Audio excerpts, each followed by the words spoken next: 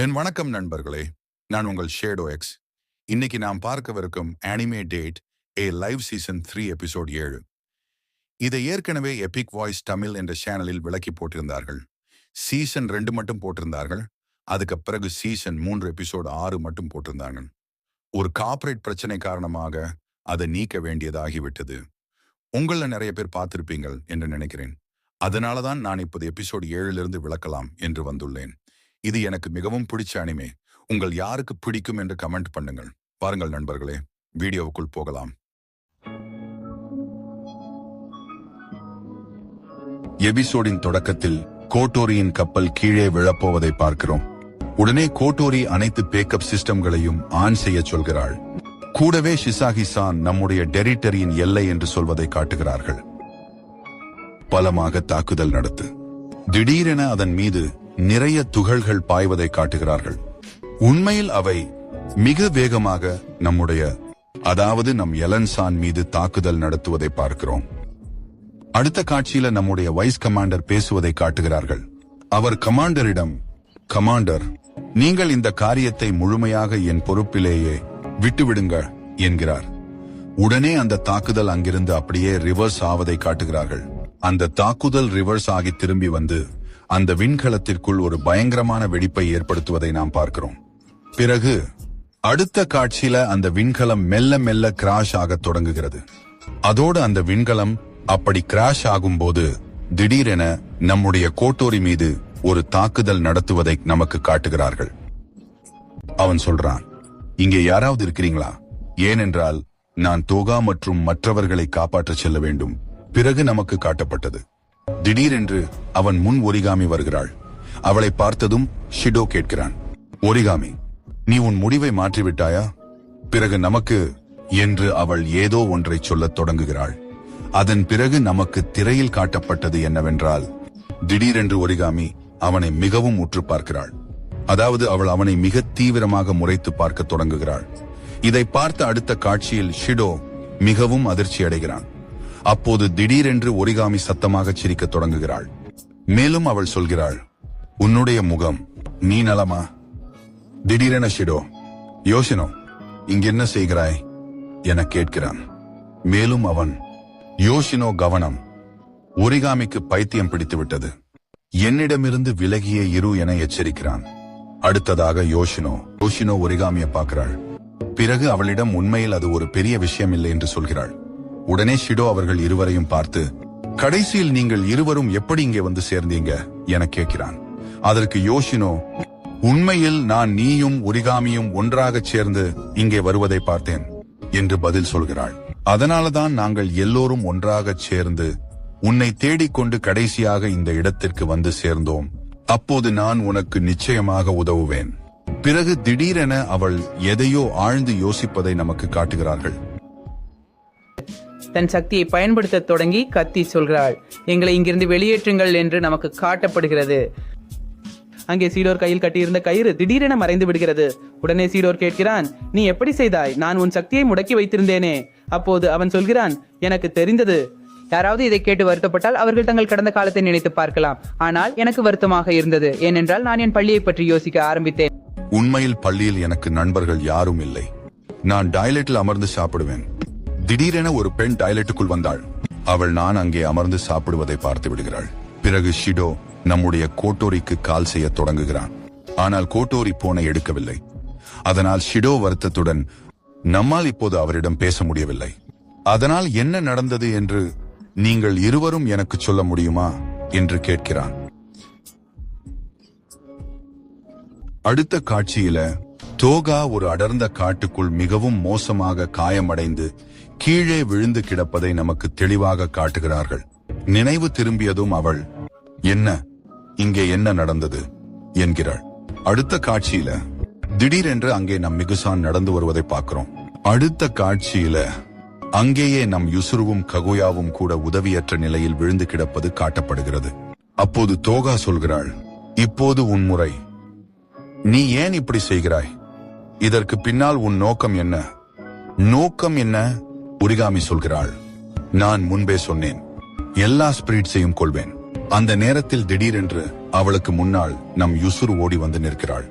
அவள் மிகவும் கெஞ்சும் குரலில், மாஸ்டர் ஒரிகாமி, தயவு செய்து இதை செய்யாதீங்கள், பிளீஸ் இப்போதே நிறுத்துங்கள் என்று சொல்கிறாள்.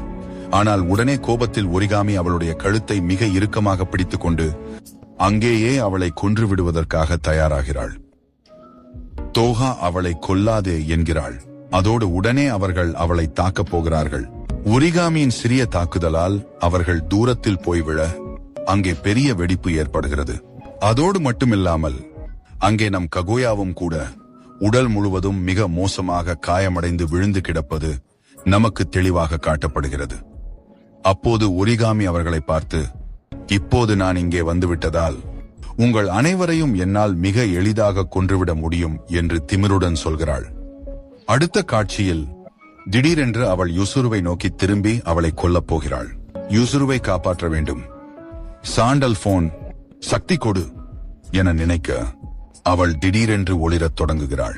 பிறகு நமக்கு காட்டப்படுகிறது ஒரிகாமி அவளை பார்த்து ஆச்சரியப்படுகிறாள். அப்போது திடீரென்று நம் தோக்கா யூசுருவை ஒரிகாமியின் தாக்குதலில் இருந்து காப்பாற்றுகிறாள். அதன் பிறகு நமக்கு திரையில் காட்டப்படுகிறது நம் தோக்கா இப்போது தனது உண்மையான மற்றும் முழுமையான ஆன்மீக வடிவத்திற்கு மாறுகிறாள். தயாரான பிறகு தோக்கா அவளை பார்த்து, சரி, இப்போது தைரியம் இருந்தால் என் பக்கம் வா, பார்த்து கொள்ளலாம் என்று சொல்கிறாள். பிறகு நமக்கு காட்டப்படுகிறது நம் ஒரிகாமி தோக்காவை தாக்குவதற்காக மிக வேகமாக வருகிறாள். ஆனால் நம் தோக்கா அவளது அந்த தாக்குதலை அப்படியே மிகச் சுலபமாக தடுத்து நிறுத்துகிறாள்.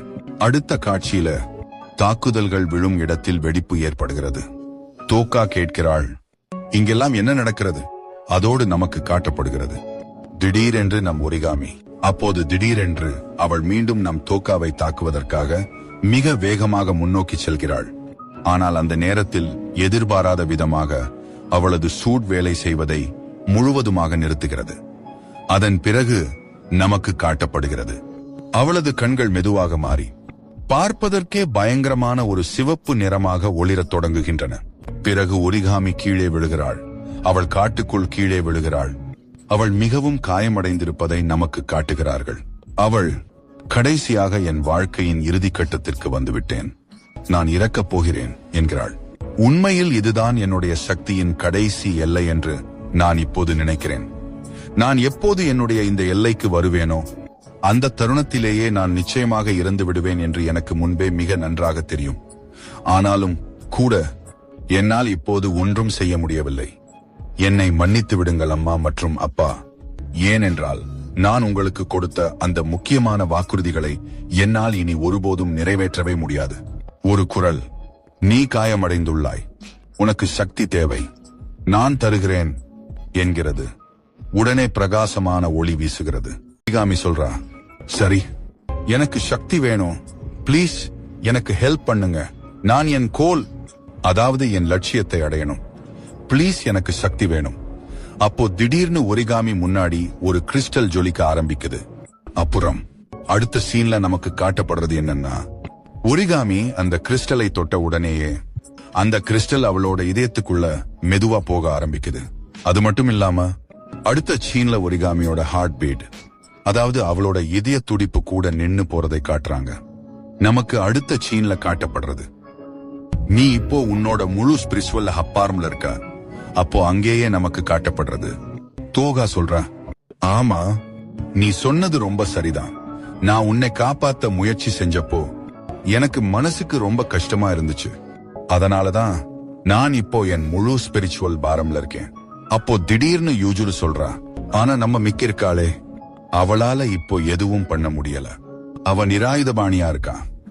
அப்போ நமக்கு காட்டப்படுறது, ககுயா சொல்றா, கடைசியில மிக்கு நல்லாதான் இருக்கா, ஆனா அவ இப்போ ஆழ்ந்த தூக்கத்துல இருக்கா.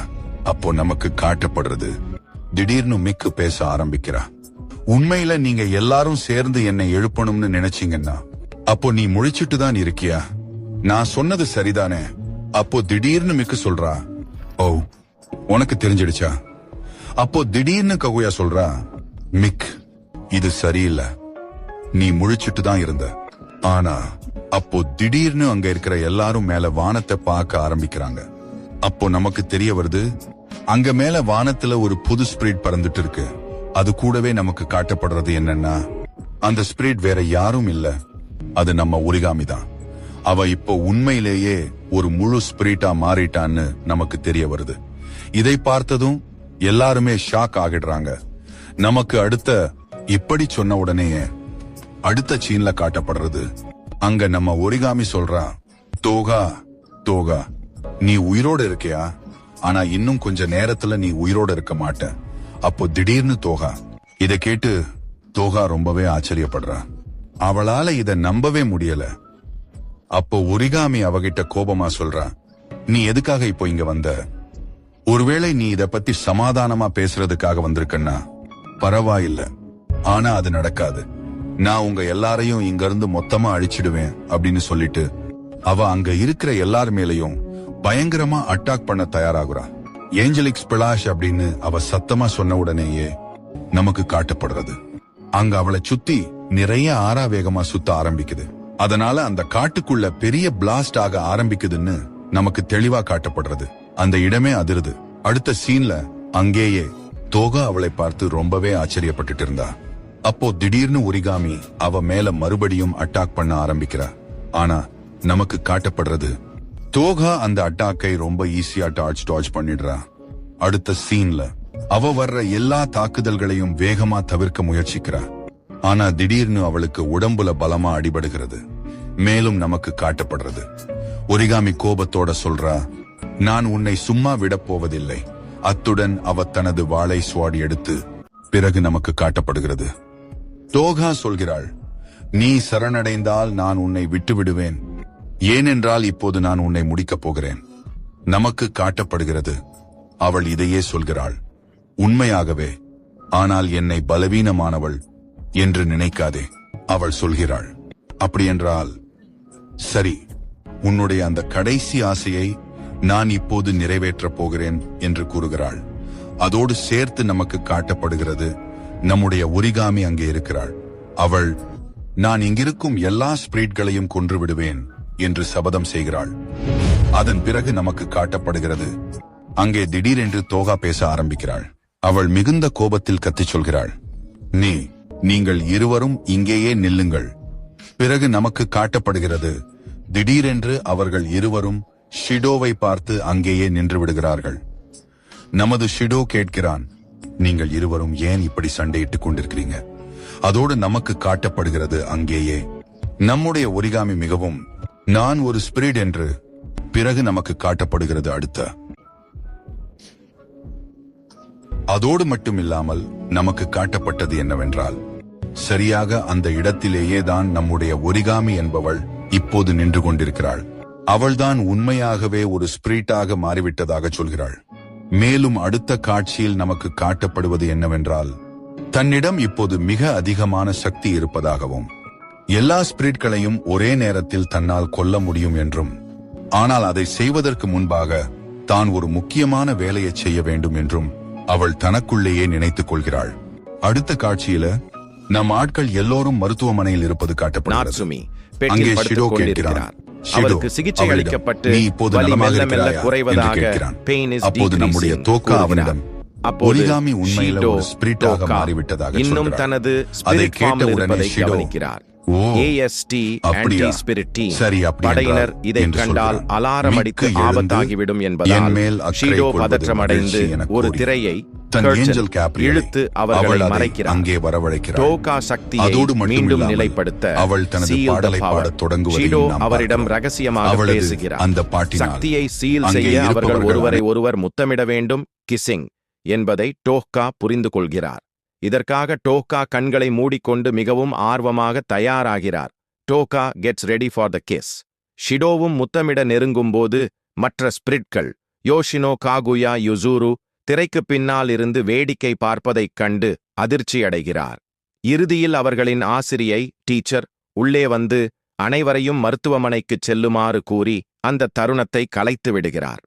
இன்னொரு பக்கம் கூருமி டொகிசாக்கி தனது குளோன்ஸ் மூலம் நகரம் முழுவதும் தேடுதல் நடத்துகிறார். அந்த நேரத்தில் ஒரிகாமி டொபிச்சி அங்கு வருகிறார். ஒரிகாமி அங்கே வருவார் என்று குருமி ஏற்கனவே எதிர்பார்த்து காத்துக் கொண்டிருக்கிறார். இதோட இந்த எபிசோடு முடியுது. அடுத்த எபிசோடுட்ட சீக்கிரம் பார்க்க காமெண்ட்ஸ் பண்ணுங்க.